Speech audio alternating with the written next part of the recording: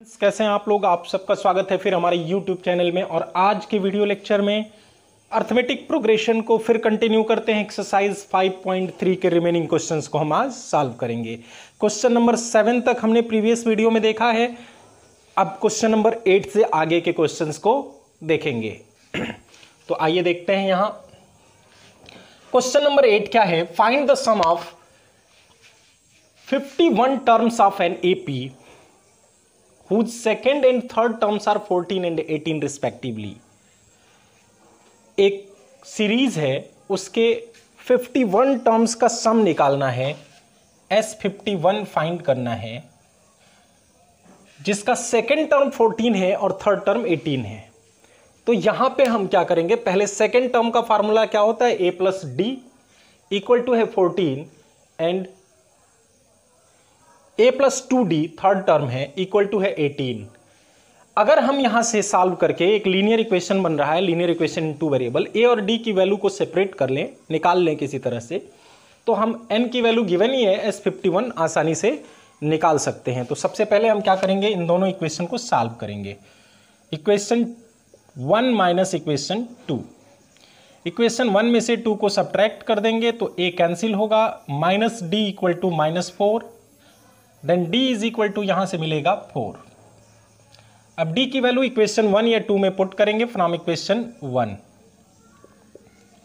तो a plus 4 is equal to 14, then a is equal to मिलेगा 10, 14 minus 4 10 मिला। तो a और d निकल गया। तो अब तो बड़ी आसानी के साथ हम S51 निकाल सकते हैं। ये होगा 51/2 2a प्लस 50d।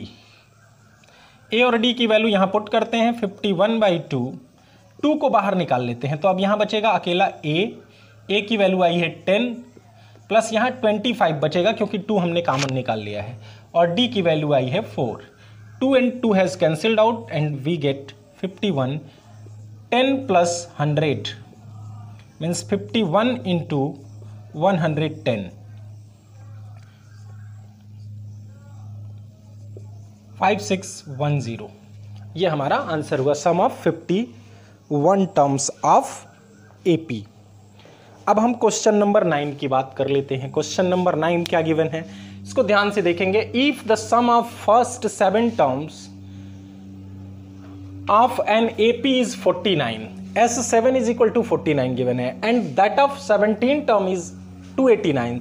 17 टर्म का सम है 289। फाइंड SN फाइंड करना है। तो पहले तो हम S7 का फार्मूला रखते हैं, 7/2 2a plus 6d is equal to 49। अब ये होगा, 2 यहां से बाहर निकाल सकते हैं, 1/2 इंटू 2, तो यहां a बचेगा, यहां 3d बचेगा, और बाकी 7 को हमने इधर ट्रांसपोज कर दिया, तो 7 7 jar 49। यहां 2 से 2 कैंसिल हो गया, a plus 3d is equal to 7। ये इक्वेशन 1 बन गया हमारा। फिर S17 का फार्मूला रखेंगे, तो 17/2 2a plus 16d is equal to 289। यहां से भी 2 बाहर निकालेंगे, 17 को ट्रांसपोज करेंगे, 1/2 इंटू 2 बाहर हो गया, तो a plus 8d is equal to 289 upon 17, तो 17 यार 289। ये 2 से 2 कैंसिल हो गया, a plus 8d is equal to 17, equation 2। ये है a plus 3d is equal to 7। Subtract कर लेंगे, सब्ट्रैक्ट करेंगे तो क्या मिलेगा, a कैंसिल होगा, 5d is equal to 10, then d is equal to 2, d की वैल्यू मिली 2। अब d की वैल्यू को हम इक्वेशन 1 या 2 में पुट कर लेंगे from equation 1, a plus 3 into 2 is equal to 7, then a is equal to 7 minus 6, a is equal to मिला 1। तो a और d निकल गया। जब a और d निकल गया तो हम आसानी से निकाल सकते हैं जो भी वैल्यू निकालनी है। हमें क्या निकालनी है, हमें निकालना है SN। तो SN का फार्मूला लिखेंगे, n/2 2a plus n minus 1 into d। तो फाइनली ये होगा n/2 इंटू 2 बाहर निकाल लेते हैं, बचेगा 1 प्लस n माइनस 1, ये कैंसिल हो गया, 2 से 2 कैंसिल हो गया, SN is equal to n into n, n square. तो ये सम ऑफ n टर्म्स हुआ क्वेश्चन नंबर 9 इस तरह से सॉल्व हुआ। अब क्वेश्चन नंबर 10 एंड 11 देखेंगे। तो अब बात करते हैं स्टूडेंट्स क्वेश्चन नंबर 10 की। क्वेश्चन नंबर 10 में हमसे क्या पूछा गया है, so that A1, A2, A3 and so on AN form an AP where AN is defined as. AN को डिफाइंड किया गया है, दो अलग अलग क्वेश्चन है इसमें, दोनों के लिए करना है आपको।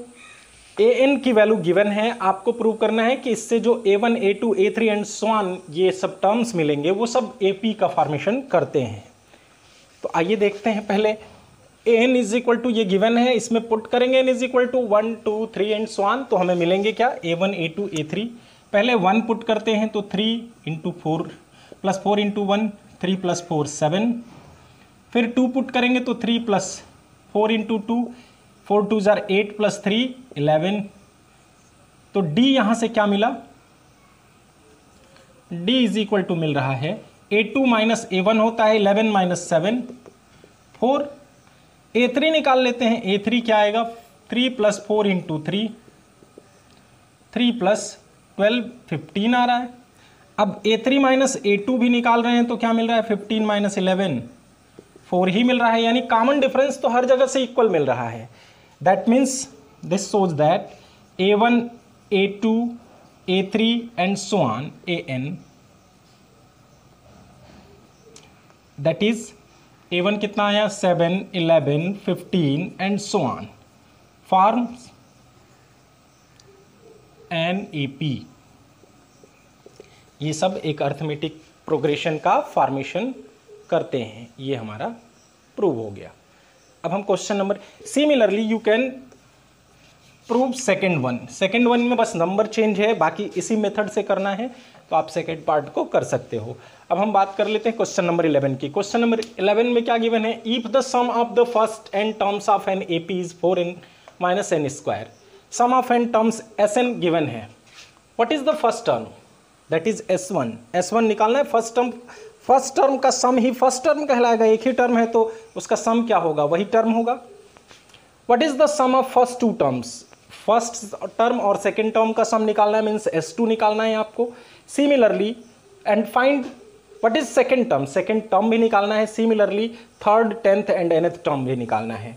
तो Sn ये गिवन है, हम n इज इक्वल टू 1, 2, 3 इसमें पुट करेंगे तो S1 कितना मिल रहा है 4 इंटू 1 माइनस 1 स्क्वायर, तो ये आया 4 माइनस 1 3। S2 कितना, इसी को हम A कहेंगे फर्स्ट टर्म या A1 कहेंगे।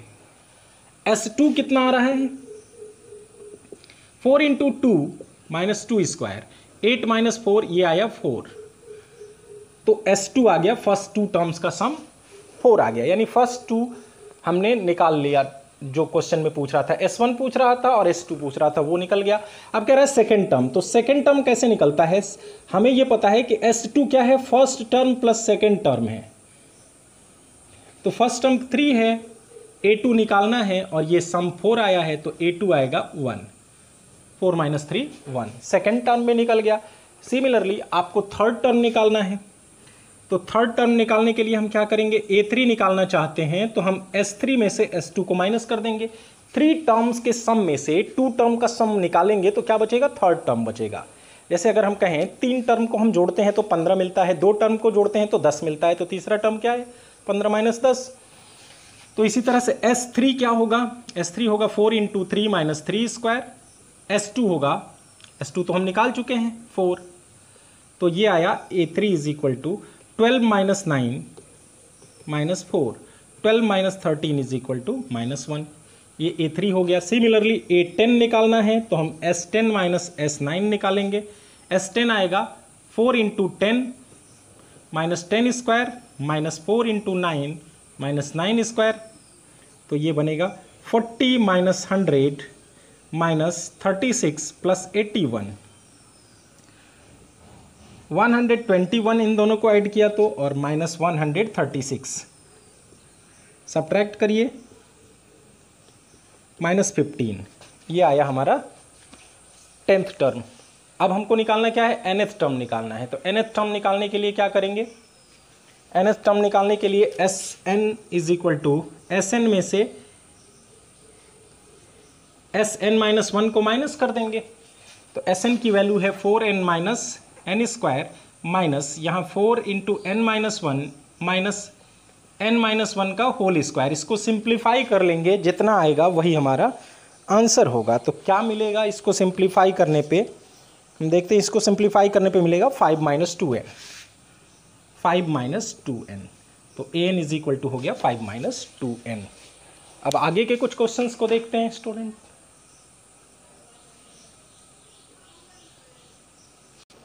तो स्टूडेंट्स आइए अब क्वेश्चन नंबर 12 और 13 देखते हैं। क्वेश्चन नंबर 12 में है find the sum of the first 40 positive integers divisible by 6। तो 6 से डिविजिबल टर्म्स कौन कौन से होंगे? 6 होगा, फिर 12 होगा, फिर 18 होगा and so on up to 40 terms. 40 terms तक हमको चाहिए। इसका सम निकालना है। तो a यहां से क्या मिला? 6। d क्या मिला? 12 माइनस 6 इक्वल टू 6। a और d दोनों 6 मिल गए। n इज इक्वल टू कितना है? 40। हमें निकालना है s 40, 40 टर्म्स का सम। तो क्या होगा? 40 बाई 2, 2a प्लस 39d। तो ये हो गया 20, 12 प्लस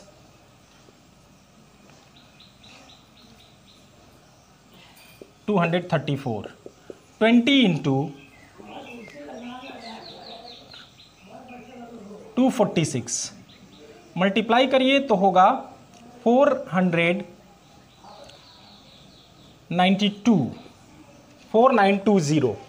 ये हमारा सम आ गया। तो ये आंसर हुआ। अब क्वेश्चन नंबर 13 देख लेते हैं। क्वेश्चन नंबर 13 में क्या पूछा गया हमसे? क्वेश्चन नंबर 13 में पूछा गया है find the sum of first 15 multiples of 8। Similar question है, बिल्कुल ऐसा ही। 8, 16, 24 and so on up to 15 terms. तो S15 होगा। यहां पे भी देख लेते हैं, पहले डाटा नोट करते हैं। a is equal to 8, d is equal to होगा 16 minus 8 equal to 8, n is equal to 15। We have to find S15। तो S15 होगा 15 by 2, 2a plus 14d, d भी है 8। तो ये आया 15 बाई 2, 16 प्लस 112, 15 बाई 2 128। मल्टीप्लाई करेंगे 960। तो ये हमारा आंसर हुआ 13 क्वेश्चन का। अब एक और क्वेश्चन अगर हो पाता है तो देखते हैं। तो यहां पे ये क्वेश्चन देखते हैं। क्वेश्चन है find the sum of odd numbers between 0 and 50। तो 0 और 50 के बीच में ऑड नंबर्स होते हैं 1, 3, 5, 7 एंड सो ऑन। लास्ट 50 से जस्ट पहले वाला होता है 49। तो ये इसमें क्लियर गिवन है। a is equal to 1, d is equal to 3 minus 1 हो गया 2 एंड लास्ट टर्म है 49। Then Sn is equal to होता है n बाई 2। अब ये टोटल टर्म्स कितने हैं ये पहले हमको निकालना होगा। ये निकालने के लिए हम क्या करेंगे? a plus n minus 1 into d is equal to 49 के रखेंगे। तो n माइनस 1 हो जाएगा 48, ये माइनस होगा उधर जाके upon 2, 24। Then n is equal to 25 हो गया। Then s is equal to 25 by 2 a plus a n. तो a है 1 और ये है 49। तो 25 अपॉन 2 इंटू 50 मल्टीप्लाई करेंगे यहाँ 25। तो ये आया 25 इंटू 25 625। इस तरह से हमने इसको इजी वे में सॉल्व कर लिया। क्वेश्चन नंबर 17 देखते हैं। तो क्वेश्चन नंबर 15 देखते हैं। A contract on construction job specifies a penalty for delay of completion beyond a certain date as follows 200 for first day, 250 for second day, 300 for third day etcetera.